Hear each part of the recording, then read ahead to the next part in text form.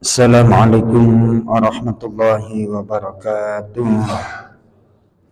Bismillah, alhamdulillah, wassalatu wassalamu ala rasulillah wa ala alihi wa ashabihi wa mawalah, amma ba'du.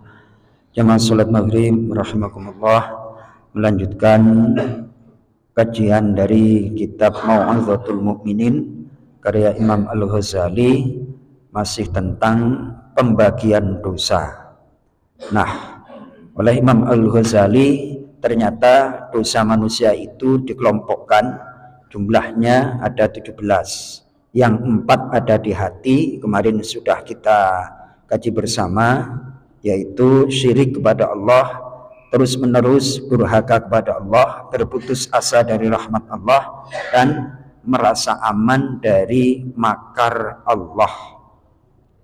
Kemudian yang keempat atau 4 lagi, 4 di hati, wa arba'un fil lisan. Yang 4 itu ada di lisan. Apa saja? Wahia syahadatuz zur. Yang pertama adalah persaksian palsu.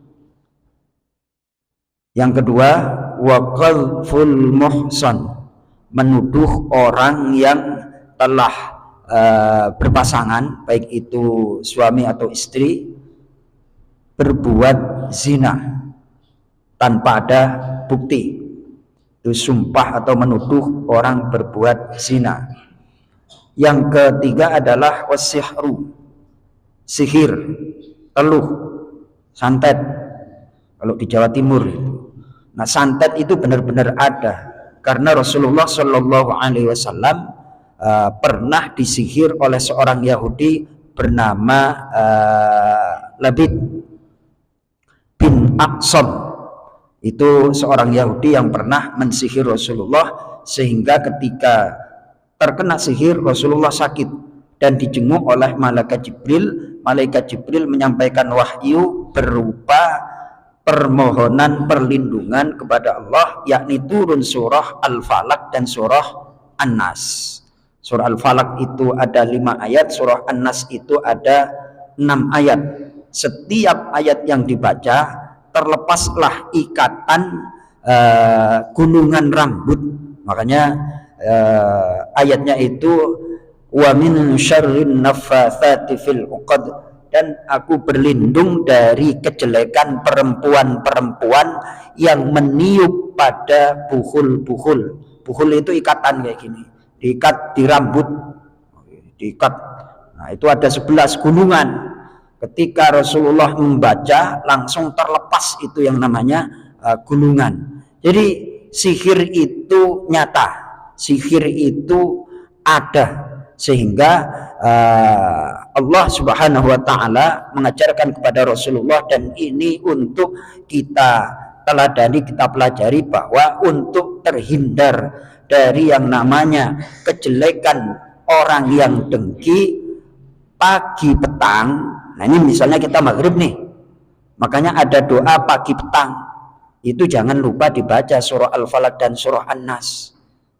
Wa min syarri hasidin idza hasad, dan dari kejelekan orang yang dengki apabila ia dengki, iri.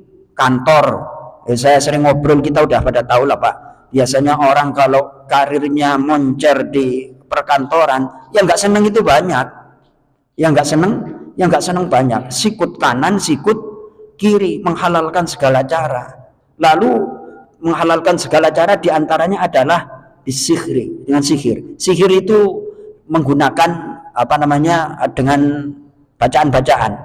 Nah, itu di sini dijelaskan diantara dosanya lisan itu adalah sihir. Maka jangan lupa ketika ba'da maghrib membaca surah Al-Falaq dan An-Nas, insya Allah akan dijaga sampai pagi. Nah, pagi setelah sholat subuh baca surah Al-Falaq dan surah An-Nas. Pokoknya zikir pagi petang yang biasa dibaca, jangan sampai nggak dibaca. Apalagi yang lagi aktif ngantor, karirnya lagi moncer, ini hati-hati. Jangan lupa untuk berzikir. Bener Bang Ibn? Ya. Nggak punya karir, pingin punya karir, setelah karirnya moncer juga bermasalah. Wa min syarri hasidin idza hasad. Dan aku berlindung dari kejelekan orang yang dengki apabila ia dengki. Ayatnya ada, pelakunya pasti ada. Tuh.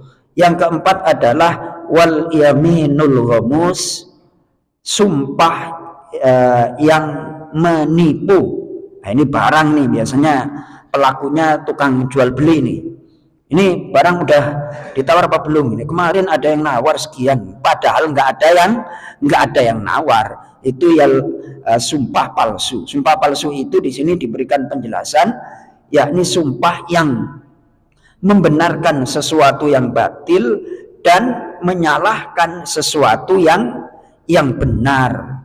Jadi makanya pedagang-pedagang itu khususnya jual beli mobil, hati-hatilah, hati-hati, karena tak sengaja, sadar atau nggak sadar, kadang-kadang kita melakukan hal-hal yang tidak diridhoi oleh Allah Subhanahu wa Ta'ala. Itulah dosa lisan yang jumlahnya ada 4. Yang pertama adalah persaksian palsu, yang kedua adalah menuduh orang berzina, yang ketiga adalah sihir, dan yang keempat adalah sumpah palsu. Nggak usah sumpah-sumpah, kalau itu benar ngapain sih kita bersumpah. Diriwayatkan Imam Syafi'i itu nggak pernah bersumpah.